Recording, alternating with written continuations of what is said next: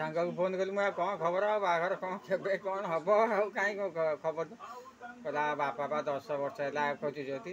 କହୁଛନ୍ତି ଯାହାର କ'ଣ ବାଟିଆ ସମ୍ପତ୍ତି ଥିବ ଝିଅ ଦେଖିବାକୁ ଭଲ ହେଇଥିବ ଘର କୋଠା ଘର ହେଇଥିବ ଆଉ ତା'ର ଯେଉଁ ବଳଦ ଦୁଇଟା ଭଲ ହେଇଥିବେ ଆଉ ଦାମୁରି ଦୁଇଟା ହେଇଥିବେ ବଡ଼ ବଡ଼ ଆଉ ମୋ ବଳଦ ଭଳିଆ ହେଇଥିବେ ଆଉ ସେ ଏଇ କ'ଣ ଖୋଜି କେଉଁଠି ପାଉନି କେଉଁଠି ଝିଅ ଭଲ ପାଇଲା ବେଳକୁ କେଉଁଠି ଜମି ନାହିଁ କେଉଁ ଜମି ଥିଲା ବେଳକୁ କହୁଛି ବଳଦ ନାହିଁ ଆଉ ଦୁଇପଟ ବଳଦ ଭଲ ନାହିଁ ସେଠି କ'ଣ ବାହାଘର କରିବି ଏଇ କ'ଣ କରି 10 ବର୍ଷ ଗଲାଣି ଆଉ ଏବେ ଗୋଟେ ଜାଗାରେ ନାଗିଛି କ'ଣ ଆମ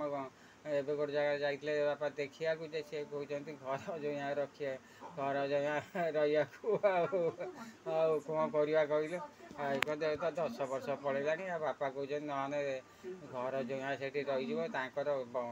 ଦାମୁରି ଦୁଇଟା ଅଛନ୍ତି ବଡ଼ ବଡ଼ ଆଉ ଆମ ଦାମୁରି ଭଳିଆ ଆଉ ତାପରେ ହେଉଛି କ'ଣ ନା ବାଟିଏ ସମ୍ପତ୍ତି ଅଛି ଝିଅ ଦେଖିବାକୁ ପୁରା ଭଲ ଆଉ ତା ଆହୁରି 2 ଭଉଣୀ ଅଛନ୍ତି ଆଉ ତା ବାପା କହୁଛି ନହେଲେ ମୁଁ ବାହାଘର କରିବି କିନ୍ତୁ ପୁଅ ଆସିକି ଏଠି ରହିବ ଆଉ ବାପା କହୁଛନ୍ତି ହଁ ନହେଲେ ଯାଇକି ତାଙ୍କ ଘରେ ରହିଯା ଆଉ ଅସୁବିଧା ନାହିଁ ମୋ ମନକୁ ଯାଇଛି ଝିଅ ମନକୁ ଯାଇଛି ଦାମୁରି ଦୁଇଟା ତାଙ୍କର ଅଛନ୍ତି ଭଲ ଭଲ ଆଉ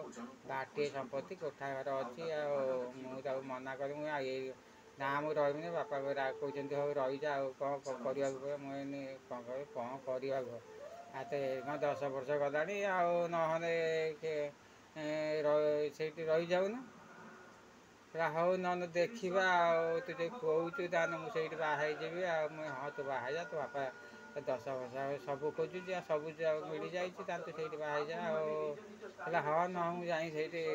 ରହିଯିବି ସେଠି ଘର ଜୋଇ ଆଉ ମୁଁ ହଁ ତୁ